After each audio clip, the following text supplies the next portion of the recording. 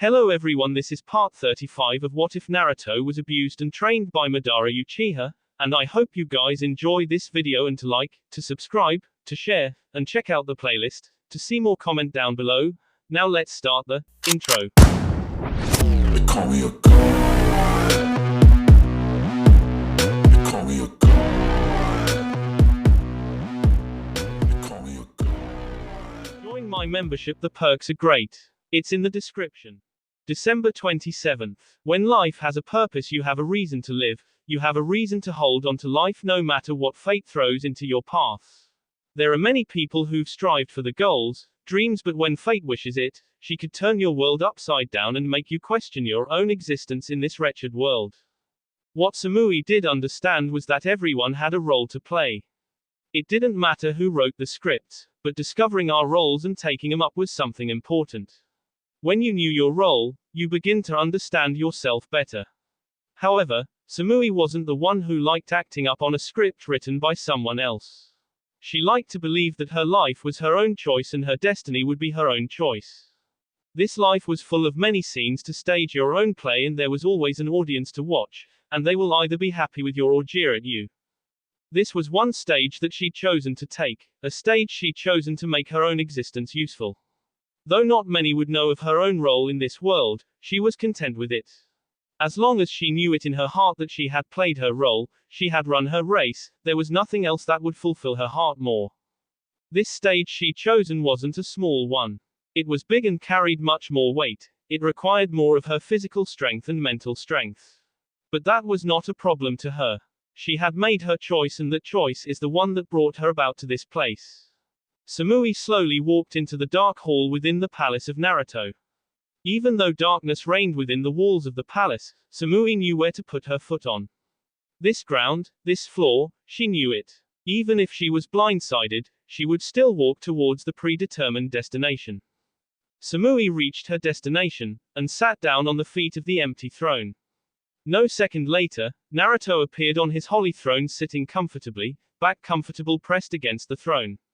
His lone visible Sharingan glowing crimson as he stared down at the blonde woman before him. You are recovering well. I thought that it would take much more time for you to recover, Samui spoke, not directly looking at Naruto. Her eyes lingered about the darkness that reigned supreme around her. She'd become used to it now that it no longer bothered her. Sometimes she always liked to look around because she felt that there were things lingering around in the darkness. It was mysterious, and beyond anything she could define. She was certain that there were small creatures, flying about the hall whenever Naruto turned off the lights. My body isn't something that you can understand, Samui. I've some difficulties reading into it. It is a deep hole that is full of mysterious things that are peculiar and interesting, and yet I find no need to unravel all the mysteries, Naruto responded, his tone soft, something that had never been felt on his tone before. If you hadn't Orochimaru, he no doubt would be more than willing to study it for you, Samui responded, a small smile flickering through her face. Though she had never met the Sannin, she had been told enough that he liked experimenting and would no doubt love studying a body that is like Naruto's, especially when it holds so many secrets. Are you attempting to humor me? Naruto asked. The calmness of his tone wasn't anything new to Samui. Maybe. The blonde-haired woman didn't deny it. It must be boring for you being stuck here. I would have lost it already if I was stuck in such a place. It is indeed a little boring, but it is no bother at all. While I recover, I've been keeping my body asleep in the chamber. But there is no longer a need for that. Though I've yet to fully recover, the progress is acceptable, so I've deemed sleep no longer a necessity, Naruto responded quietly. Still, you aren't going to show yourself to anyone at this stage. If word got out that you are weakened, those outside the Imperial Kingdom will no doubt grow bold, Samui, her eyes were now fixed at his hypnotic left eye. It would be a problem if his current situation got out. It wasn't that she feared for Naruto, no, she feared for those who would dare attack him. He may be weak, but he was still Uchiha Naruto.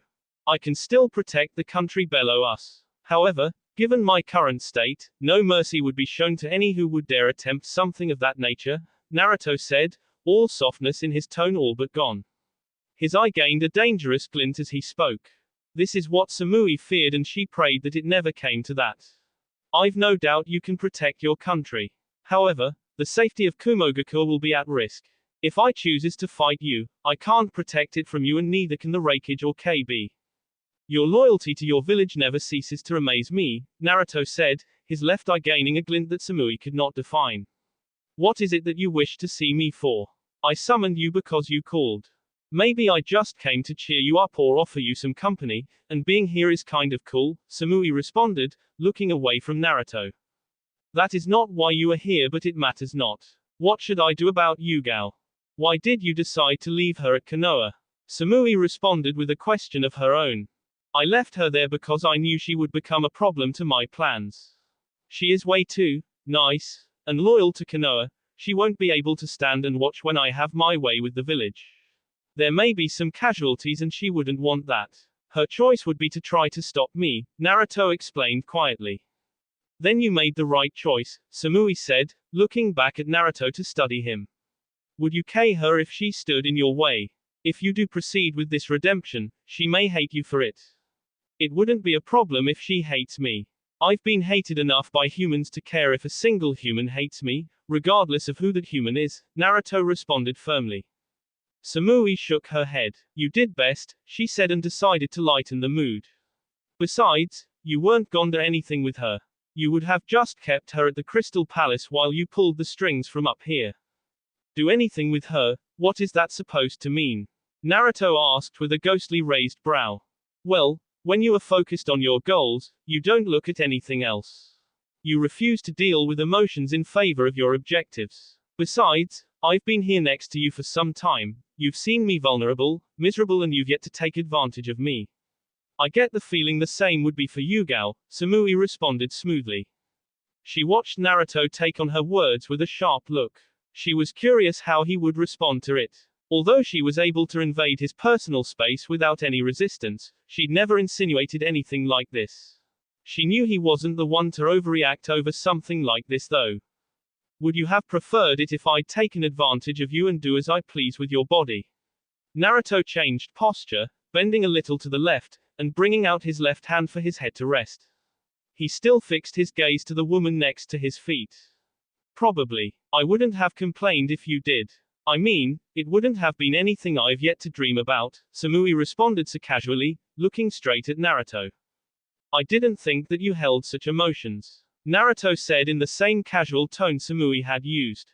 What emotions? Samui gave Naruto a blank expression as though she didn't know what he was talking about. Naruto merely smiled at her. Nothing, he answered with a wave of his right hand. Speak your mind. What do you want with Yugito? It has been bothering her since he'd not told her anything about the matter and Yugito wasn't saying anything concrete. She could only guess that Naruto was only laying the foundations. You already have me, why do you need another blonde? I want nothing from her, Naruto responded calmly. She just seemed to be a sad little thing. A part of me wants to help her, perhaps it is because she is your friend. Would another reason be that you want someone who I could talk to with issues regarding my relations with you so that I don't always come here to bother you when you want to be alone? Samui asked, staring deep into Naruto's eyes. Would it be a surprise if I said that I'm only helping her out because my heart tells me to do? Since when do you listen to your heart? Samui asked, but didn't give Naruto the chance to respond as she continued.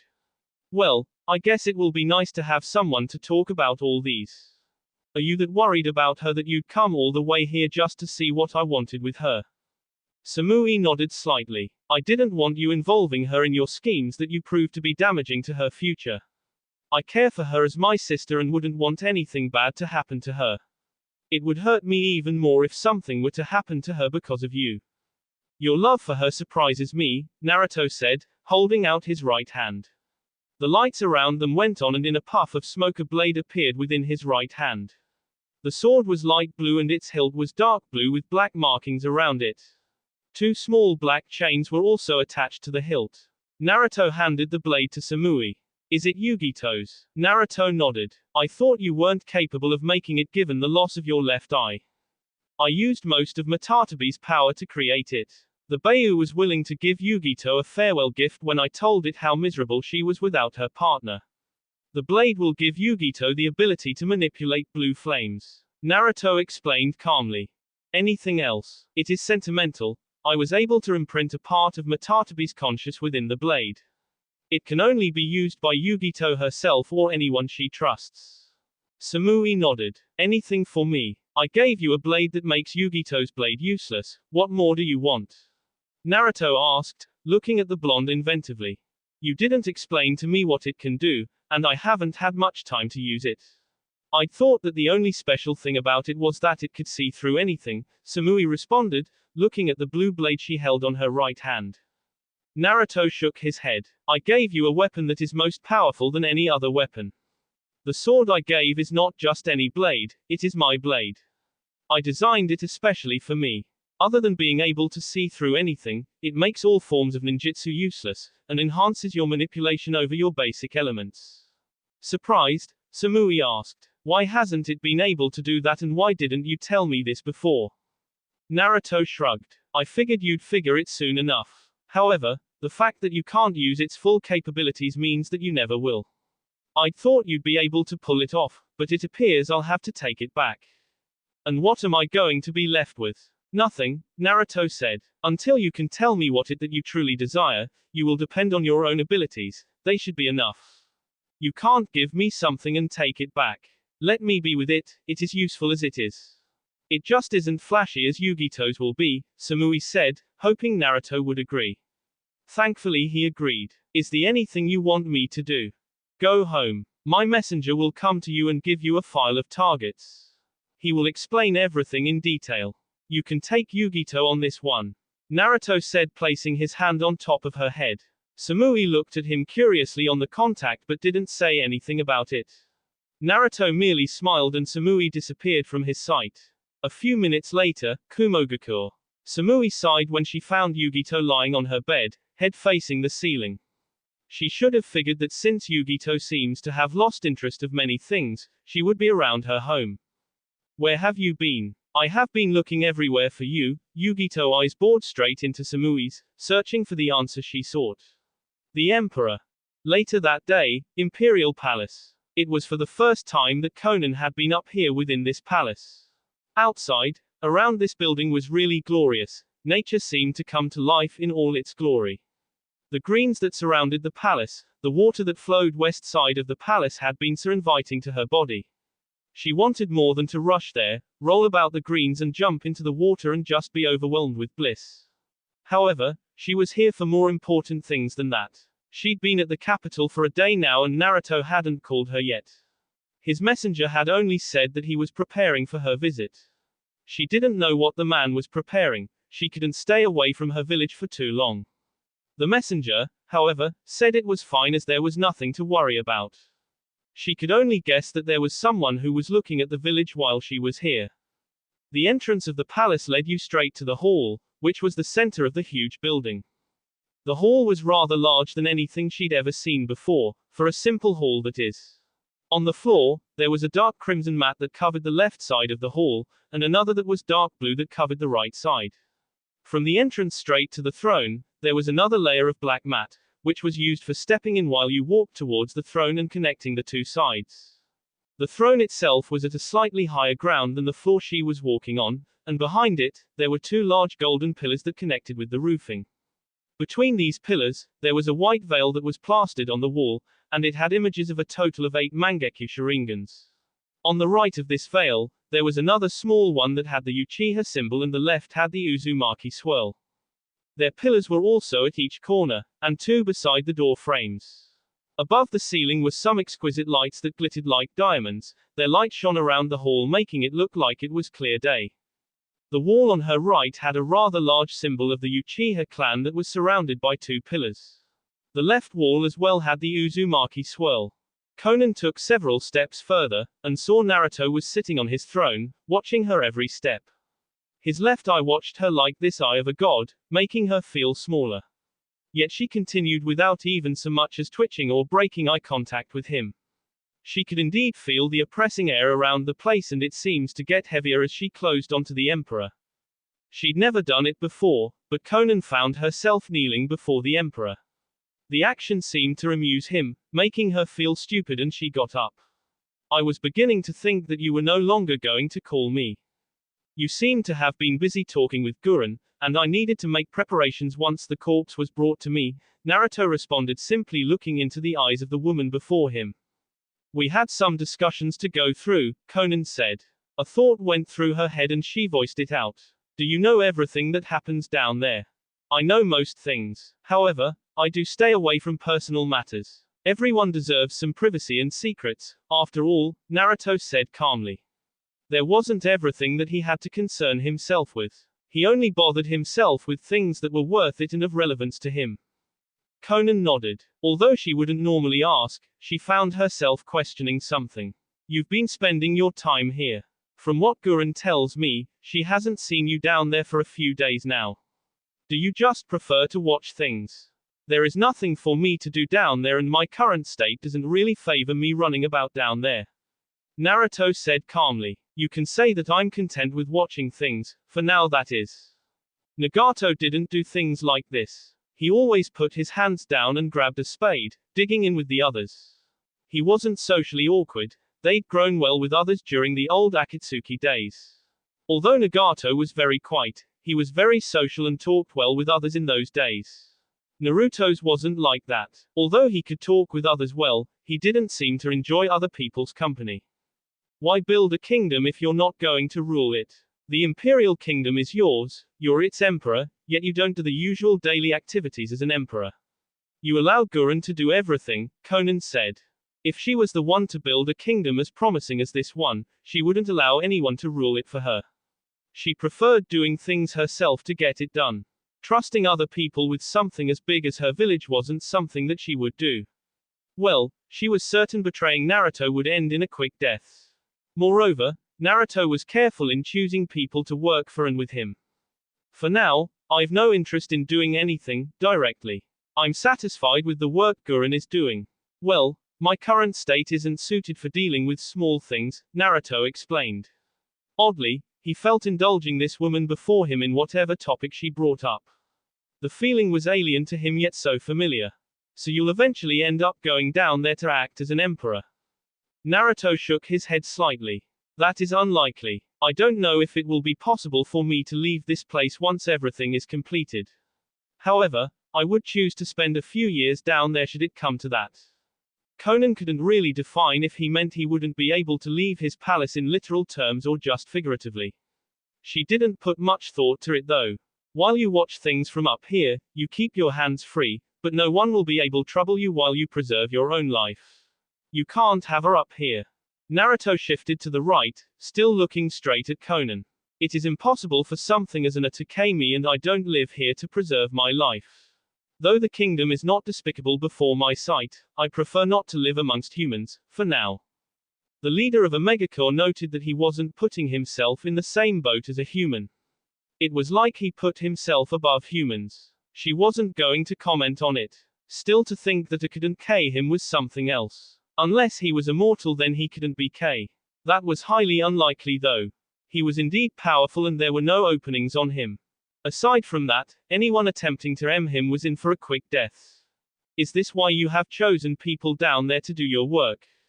I chose people to do my work because I felt it was necessary for it to be so.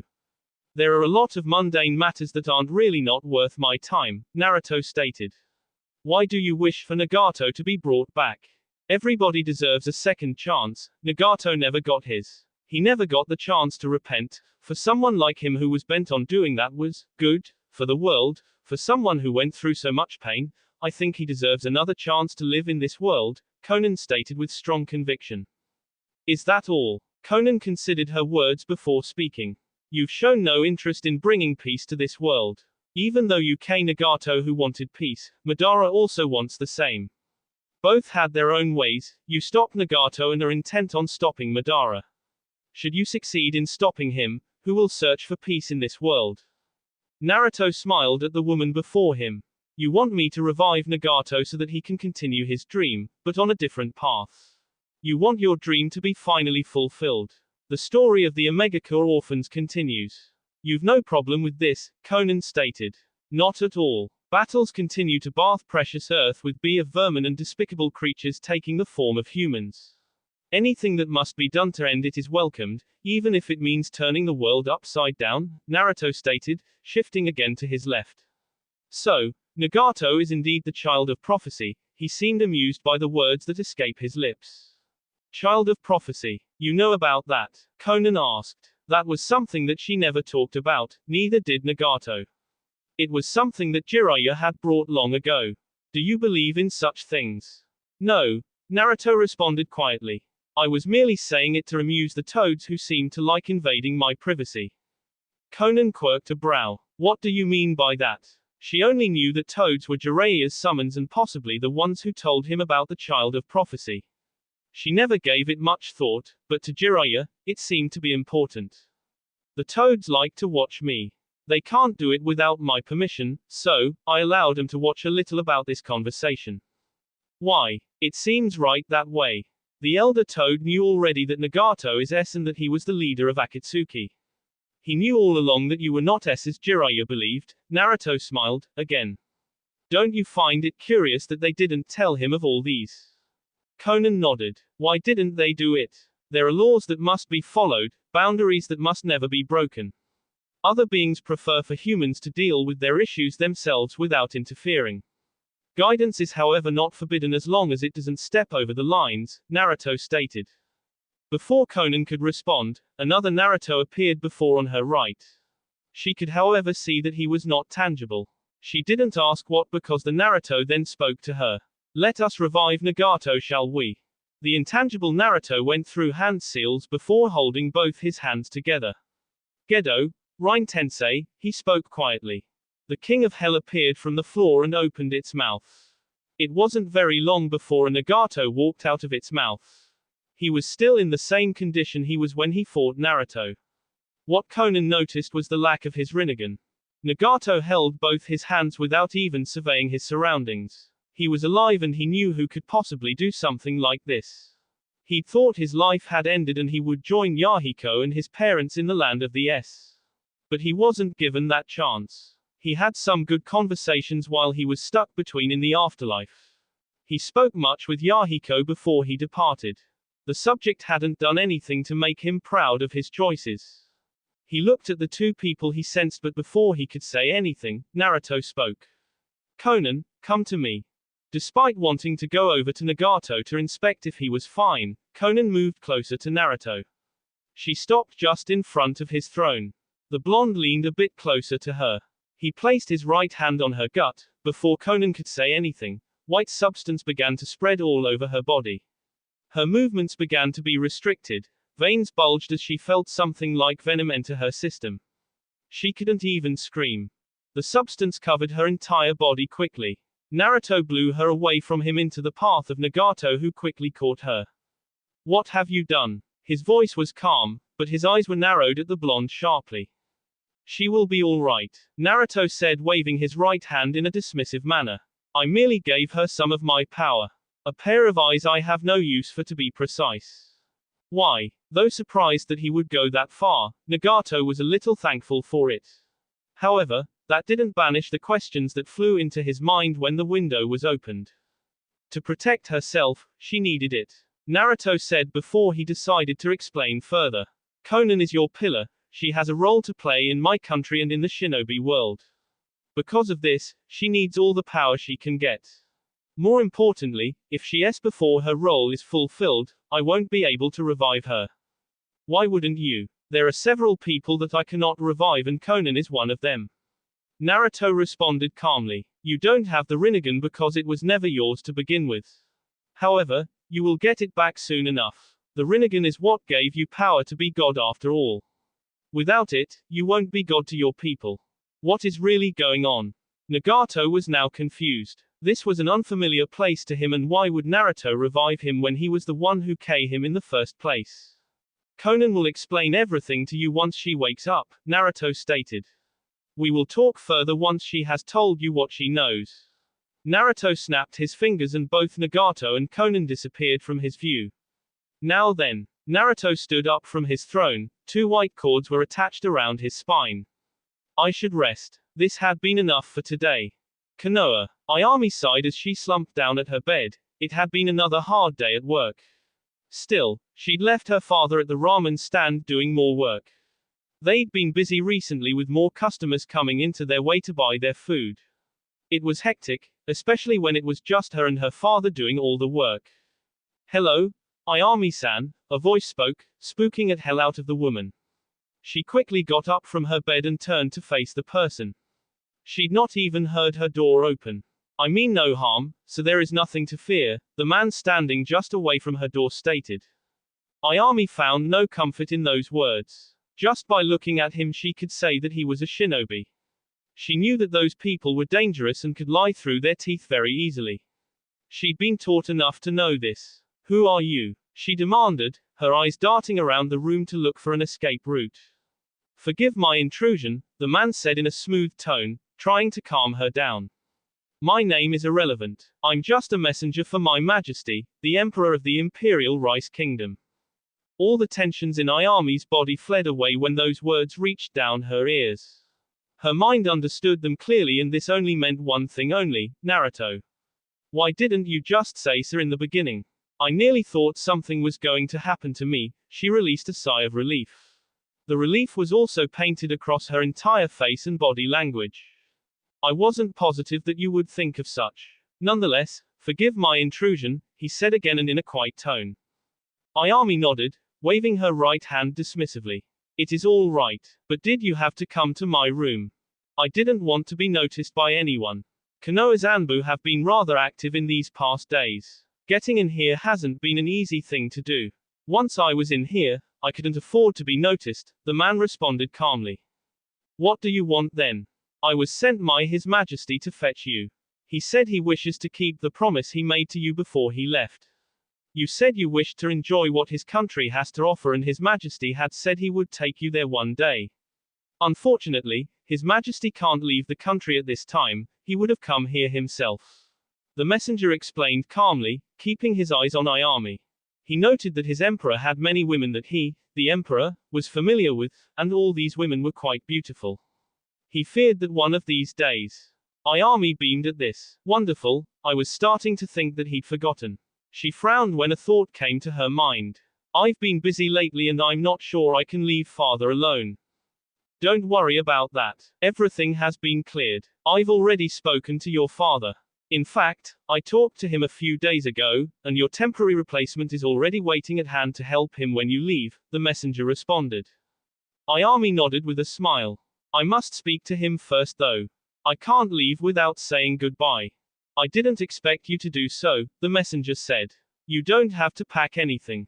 Everything will be provided for you once you reach the capital. December 30th, capital of Rice. Gurren looked around at the newly created chambers of the Council of the Imperial Kingdom. The room was rather large, but still within the Crystal Palace. This section was one that was completed before the others. The room had a large table in the middle and chairs around it. Red was the theme in terms of color on the floor. All the walls were painted with dark blue. Facing the entrance on the other side of the room was Naruto's throne. The throne was placed on a high ground with stairs placed beneath it. Two pillars surrounded the throne, both painted in a crimson color. She'd not gone with anything fancy when she formed this place. Naruto had told her that she needed a council that would help her run this kingdom, as he was not planning anything that he considered to be mundane. Well, since it had been made official that she wasn't going to work alone, the council was needed. She wouldn't have thought of building this place if it wasn't Naruto's idea. Gurren smiled warmly as she took her own seat around the table. Everyone had their own destined seat within the chamber, and they were placed in terms of positions one held. Naruto said he would select who would do what, and who would hold which position, he just didn't inform her when he would do so. There was about to be a meeting with everyone who was going to be involved within the kingdom. They wanted to begin with the future plans now, as there was nothing that was stopping them from moving on forward. Last time she talked with both Mei and Gaara, Naruto was not present in the meeting, even though they were discussing their alliance. Despite the fact that he was not present, Gurren knew that he was very much aware of what was happening within the capital.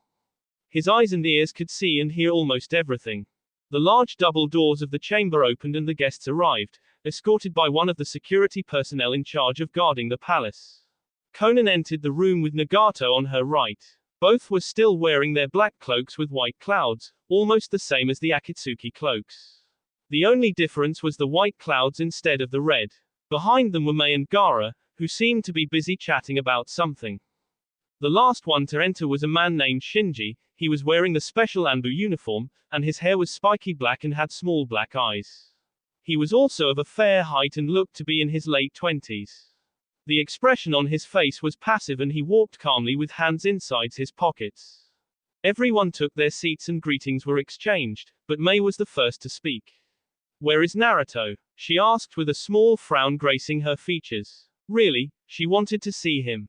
Since the Cage Summit, she'd not seen him or either talked to him. He'd been keeping his distance and she was beginning to think that he was avoiding her. "In his palace," Gurren responded quietly. She would have preferred it if Naruto was present in this meeting. However, he'd not talk her anything, even when she informed him of the coming meeting. "Is he going to come down here?" Mei questioned, looking straight at Gurren. Her frown never left her face when she asked. "I don't know. I hardly see him myself," Gurren responded in a quiet tone. If his tone revealed anything, it was that she was not the least pleased by the fact that she hardly sees Naruto. "We should complain about this. He is the emperor but doesn't act like one. He hides in his palace where no one get reach him while dumping all his responsibilities to you." Mei mumbled, a bit childishly as she did. Gaara could only shake his head. He too would have wished for Naruto to be here for this meeting. However, if it couldn't be helped, then they would have to get the job done. He wasn't told exactly what he was brought here for, but Gurren said that his presence was required. When coming here, Mei had told him that this was a meeting for the Council of the Imperial Kingdom. The conclusion he came with was that was to be presumably put in the Council of the Kingdom despite belonging to another country. "Shall we begin this meeting?" Nagato asked in a calm tone, his eyes looking around at everyone. He'd not come here for anything other than taking his responsibilities so that he could begin the path of peace. He'd failed trying to find it in another way, but this time, though the path wasn't yet clear, he wasn't going to fail. He had Conan, and powerful allies, other minds that worked towards peace. This time peace would be within his grasp, this time he would bring peace into this world. One way or the other, he was going to rest smiling knowing that he'd fought the good fight. He'd yet to begin now. He was still even lacking his eyes and that wasn't dwelling well with him. However, Naruto had said he would be given his eyes, so he wasn't that worried about much. Still, the scenery was a bit different now that he was only viewing it with the eyes of a human. The eyes of Kami made him see the world differently than these normal eyes. "I second with Nagato-san, we should start with the meeting. If His Majesty wants to be part of this meeting, he will come. His seat is waiting for him after all," Shinji stated, voicing out his own thoughts about the matter. Mei sighed. She was going to have a good talk with Gurren after this meeting. She wasn't going to leave this country until Naruto comes down and speaks to her. She was his fiancée, he had to speak with her every now and then. She was also becoming lonely, she needed him. "I see no harm then," Mei finally said after leaving her thoughts.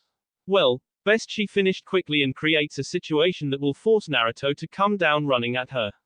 "Well, you are in charge. You should begin with things," she said looking at Gurren who held the Imperial Kingdom in her grasp. Gaara spoke before Gurren could respond. "May I ask something?" he said looking at Gurren. "Why am I invited to join a meeting of this kingdom's council? I would understand the Mizukage being invited since she is the Emperor's fiancée." "I don't know," Gurren shrugged her right shoulder. "I was only told to call you two by His Majesty. He didn't explain himself and I didn't question him since I figured he had his own reasons."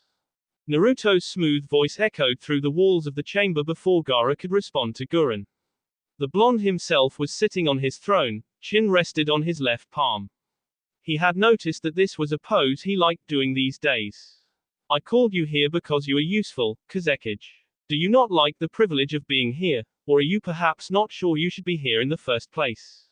There was no underlying meaning behind his words, Gaara confirmed before he responded. "Not at all," he said quietly. "I am merely curious. I only became an ally of this kingdom recently and do not have the kind of relationship Kiri has with the Imperial Kingdom."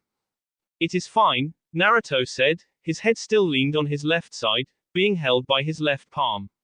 A good relationship is formed by trust and good communication. You get well on your first day. The first days you try to form a relationship with someone, you have to first create a proper channel of communication. Without proper communication, both parties can't understand each other and a relationship can never be formed. I do believe that you and I can understand each other to a satisfactory level. I also do believe that my language is not alien to you. I have shown you my trust by bringing you here, and besides I did tell you that you would be of some use to the world. However, if you do not wish to be part of this meeting, the doors will be open for you to leave. There was still no threat coming from his tone and his left eye just glowed crimson. His tone was calm as relaxed his body language. I believe that we can work well together and thank you for the trust. Gaara could only say those words with Naruto's eye watching him carefully without even blinking. It was a bit unnerving how the blonde could stare at him for so long without even blinking. Excellent, Naruto said, and his left eye darted around the room for a moment. I'm glad that you made it, Nagato. Kona, a small smile graced his lips as he looked at the two Omegacore leaders. Naruto then turned to Mei. You are free to make your complaints, Mei. The way Naruto was speaking was actually catching Nagato, Mei and Gaara by surprise. Gurren wasn't, because she had noticed the slight change in his personality. For Nagato, this was a bit different from the emotionless Naruto he'd faced in a battle that saw his death. Well, he wasn't complaining about anything. So long as he got to march towards peace, he had no complaints. He seemed to have changed, Mei thought, smiling a bit. You want me to complain freely? The Mizukage asked, eyes looking at the Emperor inventively. Yes, you said you had complaints. If I'm not misunderstanding your words, you suggested that I was neglecting my responsibilities as the Emperor while I hide in my comfort zone, Naruto said in a calm tone. Something that Mei noted about his expression and tone was that he was still staying neutral about the matter. He was neither mad nor amused by it. I will complain when we are alone. There are some things that I'd rather allow you to hear only. No, Naruto said, the tone was just smooth, lacking the usual firmness and sharpness. You made your intentions to complain in this room with all these people present, so I'm offering you the opportunity in this room with all these people present. That is about fair, don't you think? Gurren shook her head. What she did know was that Mei wanted to complain about personal matters, matters that needed her and Naruto only. Naruto was just telling her to openly discuss their relationship in front of other people. It was embarrassing, and if it was her in Mei's position, she wouldn't do it. She would wait until he was alone to talk to him. Mei sighed. I wanted to complain the news that you do nothing. It seems to me like you are not doing anything. However, since you've appeared, I can't complain to anyone since you are doing what is to be expected of you. I see, Naruto seemed to say at her response. By all means, he seemed a little disappointed. Conan, are you adjusting well to the new view of things? The message was a bit cryptic, but Naruto hadn't put it in that way so that the others didn't find out about it. I have adjusted well, but using them efficiently is something proving to be a bit troublesome. Conan responded quietly. I imagined it wouldn't be easy. Naruto went through some thoughts before speaking again. After this meeting, you'll have to stay behind for a day or two. I will put everything that is needed inside your head. A small version of Tsukuyomi would be needed. At the moment, his real body was synchronized with the Gedo Mazo so that he can recover well. The synchronization with the statue means that he couldn't leave the palace. However, in a day or two, he would stop using the statue to support himself. Synchronizing with the statue also gives him enough power to put Conan under the eternal Tsukuyomi. Within the Genjutsu, he could manipulate everything freely. He would teach Conan everything there is to know about the Byakugan.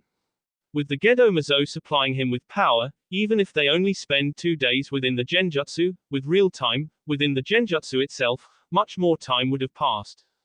Conan looked at Nagato for confirmation before nodding. Naruto sensed something when Conan gave her response. He looked at Mei with a barely hidden amused expression gracing his face. Does it bother you that I will be spending my time with another woman, while you, my fiancé, are neglected? Although Mei could tell that he found this amusing, she couldn't help but give a stiff nod. Any woman would be bothered by it if it was happening to them. Naruto looked between Gurren and Conan before asking. Would it bother you too? Both nodded. Naruto shook his head. Gurren, you've not been in a relationship before, your opinion carries no weight. Aside from Shinji and Mei, the rest of you are still virgins, no?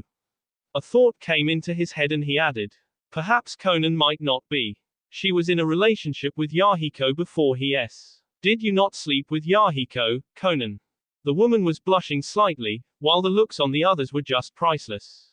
Gurren felt like she was truly exposed. The audacity of this man to say something like that in front of other people. Mei just found it amusing, enough to burst out laughing. Shinji cleared his tea. Your Majesty, I don't think that is something appropriate to say. He said in a respectful tone. Emperor, Nagato started firmly. Perhaps we should begin with the meeting.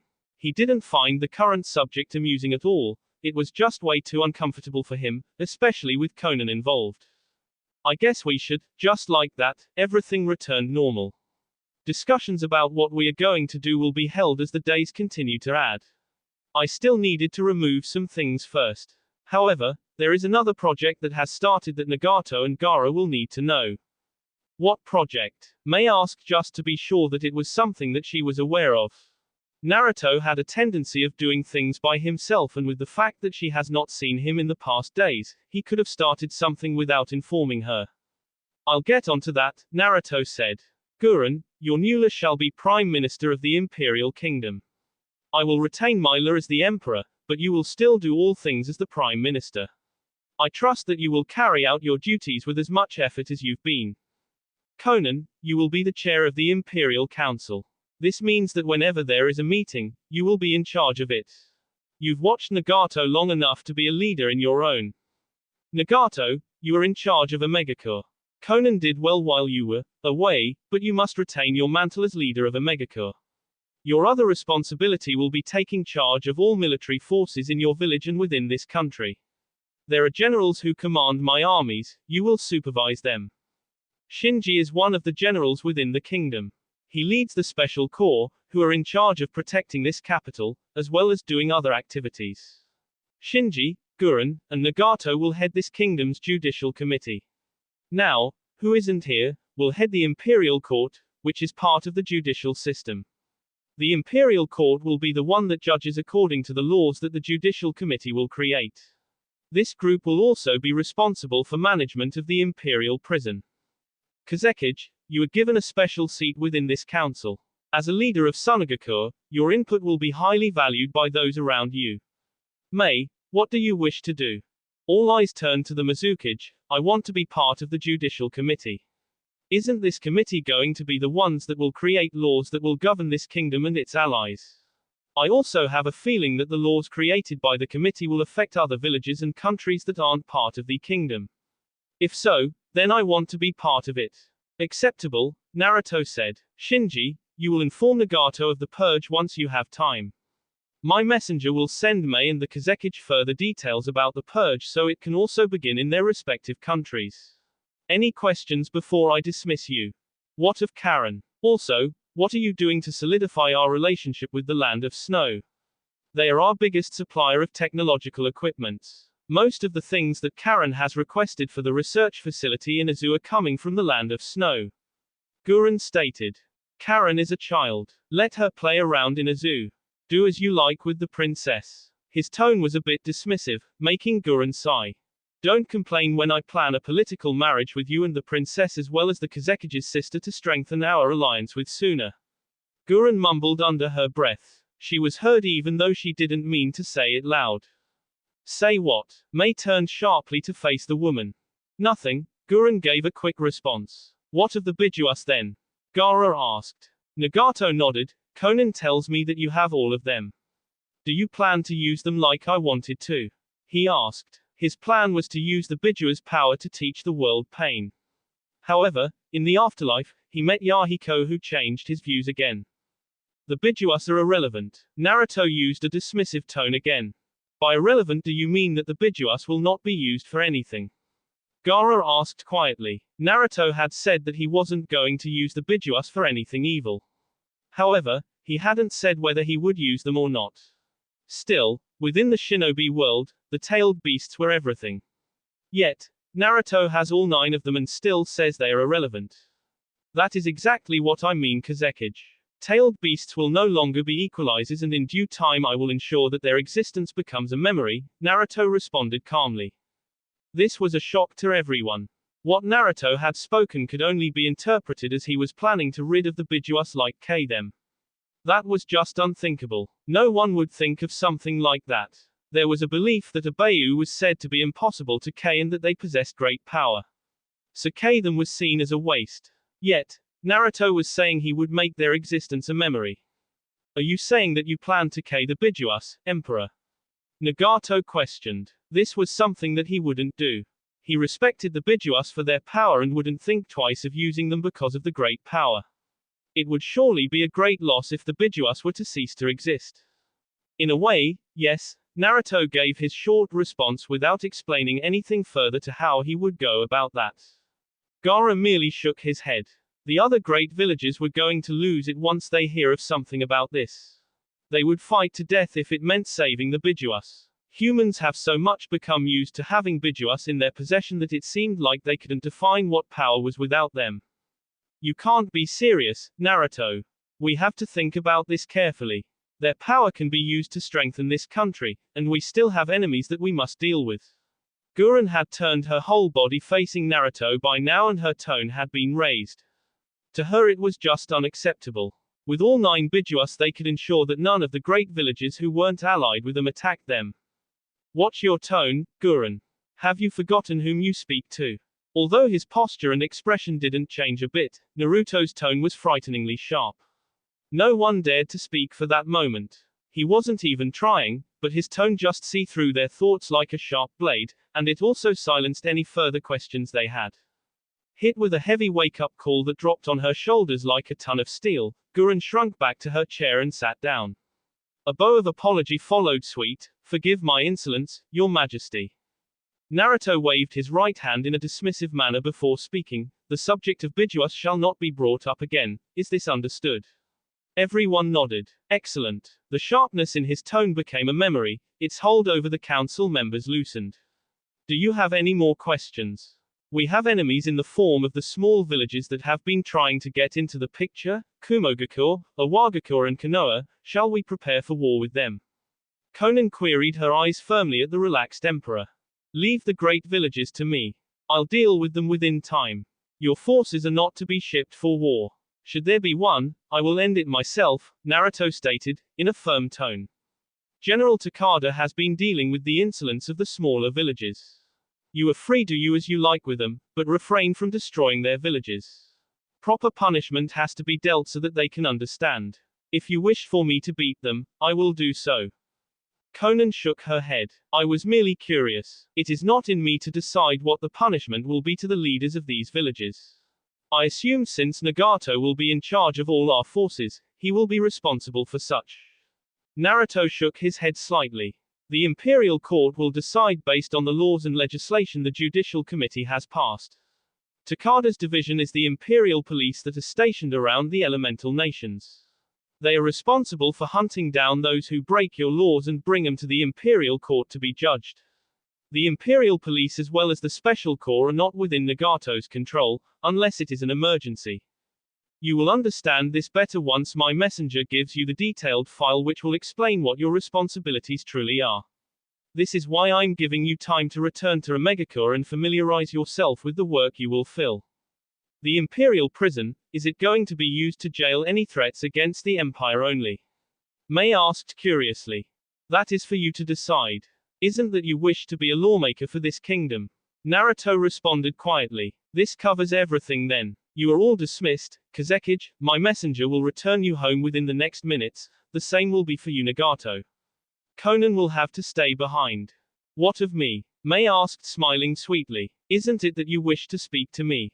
If you no longer wish to do that, you will be taken back to Kiri while the day is still young. Naruto responded. He looked amused when Mei's expression nearly exploded in happiness at the thought of finally getting some alone time with him. Before anything could be said, Nagato spoke his last thought. What of peace, Emperor? Naruto smiled at the man. This time, he changed postures and leaned back to his throne, folding his hands across his sea. That is for you, Gurren, Mei, Konan and Gaara to decide. Between all of you, you can think something else. I combined you all knowing this. Nagato looked at the people Naruto had said for a moment before nodding. What are missing are my eyes then, he said. Naruto nodded. You will get them soon, he responded. Nagato nodded. I will wait until then. He stood up to leave.